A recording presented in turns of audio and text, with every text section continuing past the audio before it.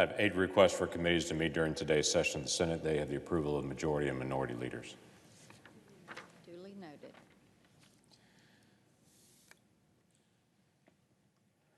The past several weeks, I've had the opportunity to be able to travel around the great state of Oklahoma. Literally been from Guyman, Tallahena, from Bartlesville to Lawton, to be able to cover as much space as I could and talk to as many people as I could. Obviously, we were in smaller groups and we had masks and social distancing, and we're doing all the things that we can to be able to take care of each other. But I've taken the moment to be able to meet with school superintendents and parents, teachers, healthcare providers and hospital administrators, small business owners and employees of large and small businesses, not-for-profits and their volunteers, law enforcement individuals, city managers, mayors, city councilmen, state leadership. I wanted to be able to hear what's going on the ground in my state and to be able to know what needs to be addressed, because there's been a lot of noise in Washington, D.C. about what needs to be done on COVID. I think many people in the national press lose track of the fact that $3 trillion has already been allocated to deal with COVID-19. And a tremendous number of changes have already occurred. But in this town, there's a significant number of people that say, we just spent $3 trillion. That was fun. Let's do it all over again and see a way we can spend even more. My focus has been very simple. What is needed to be able to beat the virus? And what I heard all over Oklahoma wasn't go do more, just go spend more, create new programs, but how can we beat this virus back so that we can actually get to a moment where we can function again economically as a nation? People are returning to work, but they're asking some very basic questions. And the first of those is, this is a health crisis, what are we doing? The bill that's just been released that we're voting on in the Senate tomorrow has a whole series of issues tailored to actually work on beating the virus back and on getting our economy going and helping protect our families. That's the design of this. It's not just doing something, it's trying to be able to do the right things to actually help us get through this and to get to the other side of it. Starting with money for testing, not just additional testing, but new types of testing, to be able to make sure that we have even faster tests that are out there, and that we have more testing that actually addresses the issue of how can you do it on site, get a rapid result, and not wait weeks. So while we have literally millions of tests that have been done, we still have some tests that take a long time to get back. In March, we were dealing with, let's get a test. Now we're dealing with, let's get a faster test. And that's a lot of the focus of the funding here, faster testing. Vaccines, there's 6 vaccines right now that are either in human trials or approaching human trials right now. That's remarkable, thinking about the past history of vaccines and how long it's taken. But there was a significant amount of money invested in this in February and March in previous bills to be able to fast track the research, and that has made a difference. Now it's a matter of moving it from the research phase to the trials, to actually implementing it and getting it done nationwide. So significant money done for testing, for vaccines, and for treatments that are out there. Second thing is, how do we get our schools open again? I heard over and over again from parents and from administrators and from teachers, we want to get our schools open again. Public, private, charter, online, whatever it may be, those parents that are taxpayers and individuals, regardless of where they choose to send their child to school or if they choose to keep their child at home for school, those parents want to know what is going to be done to be able to help our kids get educated. And while the vast majority of funding and of authority for education is in the states, there is a federal connection here that we should be able to help, especially kids with special needs. They have unique challenges during a time of COVID-19, and we need to be able to get those kids back in school and to be able to get them the additional care that they need during this time period. But all parents are saying to me, I want the best possible moment. I do not want my kid being written off for the future because someone didn't choose to be able to invest in them now. This bill has $105 billion towards education, public, private, charter, homeschool. It has tax credits built in to be able to assist parents to be able to choose where they want their kids to go. It has ability for more and more schools to be able to go online to be able to help through this season. It has additional dollars that can be used for transportation because many school districts are doing multiple bus routes to be able to make sure they can keep down the number of people on an individual bus. All of those things are helpful. We want to be able to help get our kids back in school and to be able to make sure that this is successful. During this moment, it's been interesting. As I talked to many superintendents and educators, they all said to me the same thing. We're working very hard to be able to get our kids back in class and to do the things they need to do. And then they would pause and to say, for years, we have talked about innovation in education, but we've been stuck doing the same thing over and over and over again and been frustrated with the results. This pandemic has forced us to innovate in education in ways that we only dreamed about years ago. We need to be prepared during this season, not only to continue to educate our kids in the best way possible, but to take notes on the best innovation across the country in education. Because we have said as a nation, we need to be stronger at how we're educating our kids and the end product of that and how we're preparing them for the workforce. This is that moment we should pay attention to as well in the education innovations that are actually going on in my state and in many of your states around the country. There's money in this as well for childcare, because that's been an interesting challenge. I mean, the childcare facilities have fewer people that are actually allowed to be able to be there, those children to be able to be there, but the profit margin doesn't work for them to be able to have all those employees and fewer children that are there. We want them to be able to be there and to be able to be successful and to survive this. So we add additional dollars for childcare. We add additional dollars for ag, because in some areas of agriculture across the country, they've done very well, but some have really struggled. If we all want to be able to eat at the end of this, we better make sure that ag survives and thrives through this.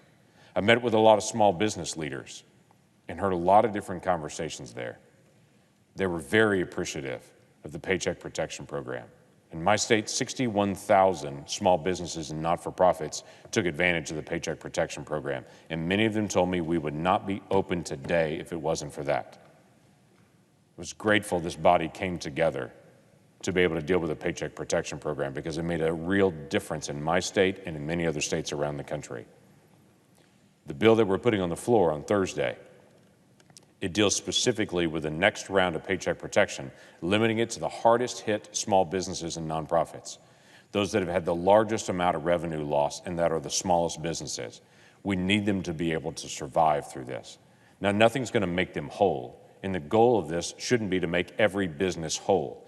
We can't financially sustain that as a country, but we can try to get people through this and get to the other side of it. We're all going to have to innovate. And most small businesses that I talked to told me about the innovations that they were doing, how they used to do business one way, and within 36 hours, they figured out a way to be able to do it a different way. That is the American system. That is the free market and capitalism at its best. That at the moment of struggle, you can go innovate and do things different and to be successful with that. That's what we've got to continue to protect. Not too much government oversight and control of everything, that in the days of moments where we have to innovate, people can't innovate because they have so much government mandates on them. And I was grateful to the Trump administration and how much flexibility they gave to the process, not only to waivers for child lunches through the schools and flexibility there, but flexibility for businesses to be able to innovate in a very difficult moment. But we'll need another round, a smaller round, but another round for the hardest hit businesses for the Paycheck Protection Program. Our not-for-profits told me over and over again how much work that they are doing during this time period. We need to make sure those not-for-profits not only survive it, but thrive. As I've said to this body before, we have three safety nets in America: the family, churches and not-for-profits and faith-based institutions, and then government is third. A lot of people look at our safety net as being all the government programs, but that's last in this cycle. If our families aren't strong, then individuals struggle. If our faith-based entities and our not-for-profits that take care of so much human need are not strong and thriving, and those volunteers aren't engaged, there's no way the government can keep up with the issues. So just keeping not-for-profits open can't be the goal for this. We have to keep them thriving. Those not-for-profits around the country are taking care of the homeless, the hungry, the hurting. And we need to find ways to be able to strengthen them. The best way to do that is not to have some government program to establish the best way to be able to identify good not-for-profits. The best way to be able to do that is allow the American people to look at what is working in their neighborhoods and communities, because they'll invest their own dollars to do that. In the CARES Act, I pushed for and we got a $300 write-off on your taxes if every American will give $300 to their not-for-profit of their choice. In this proposal, that doubles for the individuals and quadruples for the family. It is a $600 tax write-off for an individual or a $1,200 tax write-off for a family if you'll donate to a not-for-profit. Why do we choose to do that? Because not-for-profits are way more efficient at taking care of human need than the government is. Because they have a face. They're interacting with a family. They're interacting with an individual directly.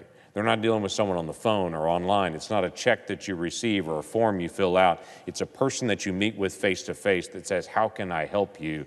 And it's a volunteer that's there to be able to walk through life with you.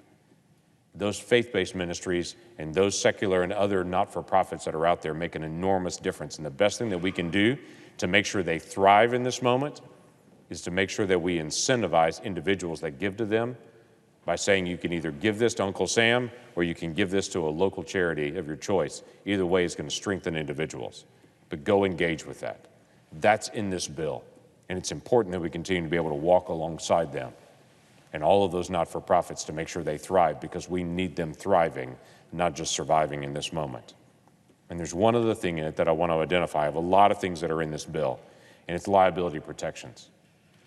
Businesses and universities in my state said we desperately need the federal government to clarify liability protections. Now, there have been individuals on the other side of the aisle that have said, well, we don't want to do that. We want to just leave that up to the lawyers in the days ahead to have lawsuits. What is occurring is there are many businesses in my state that are holding back, and many schools in my state that are holding back, trying to figure out what happens next for fear of what could be a series of lawsuits. They just want clarity.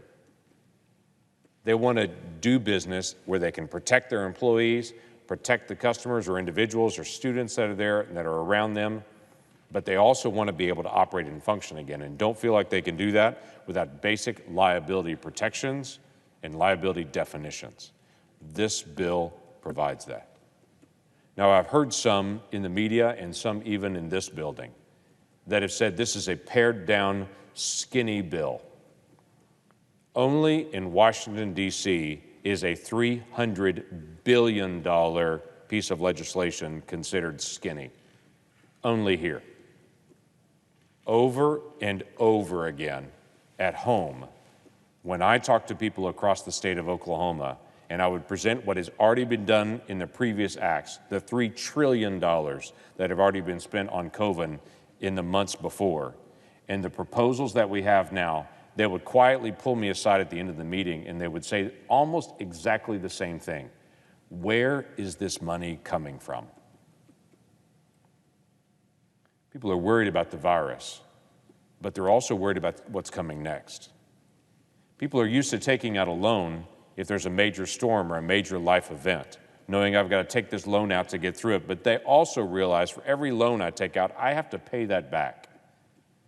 And people in my state are saying the same thing. Where is this money coming from, and how are we ever going to pay it back? And they are shocked that the House of Representatives and many in this room are pushing a bill that is $3.5 trillion in spending on top of the $3 trillion that was already spent earlier this year, and they just gasp when they think about an additional $6.5 trillion of deficit in a single year, and they wonder what happens with that. And I respond to them, so do I. That's why we're trying to be as tailored and as focused as we can possibly be to meet the needs that need to be done, but to not just throw a big number out and to say we've got to go big. We already have gone big earlier this year. Now it's not just can we throw money out the door from Washington, D.C., is what do we have to do to be able to get to the other side of this, for health, for our students, for the basic operations of our economy and survival, to be able to get on the other side of this. because on the other side of this is a bill that has to be paid. And we in this body should pay attention to that, because certainly the people in Oklahoma are paying attention to that, and so should we. There are things that need to be done. And I look forward to bringing this up to be able to focus on the essential things that need to be done for our economy right now, and to be able to keep moving from there. With that, I yield the floor.